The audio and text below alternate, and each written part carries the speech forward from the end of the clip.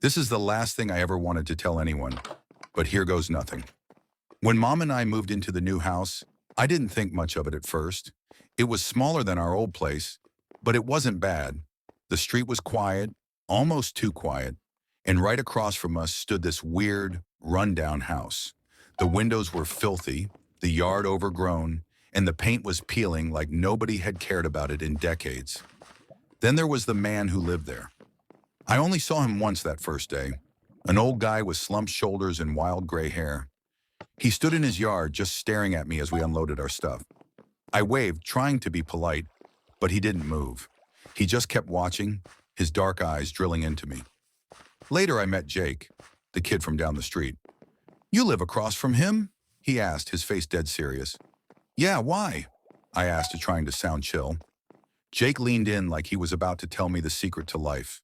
"They say he's a cannibal, like, for real. People say he kidnaps people and, eats them. My brother swears he saw the guy burying something in his backyard late at night." I laughed it off at first, but that night I couldn't stop thinking about it.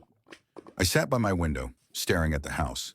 Everything was dark except for one faint light coming from the basement. My curiosity got the best of me. I grabbed my sneakers and snuck outside. The air was cold, and my heart pounded as I crossed the street.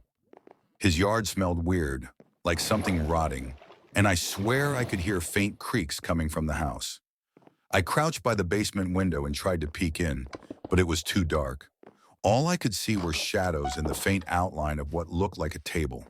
Something metallic glinted for a split second, but then the light flickered and went out. I didn't stick around. I sprinted back to my house and locked the door behind me, but I couldn't sleep. That table, the weird smell, the feeling that someone was watching me, I couldn't shake it. The next day was worse. Follow fought part 2.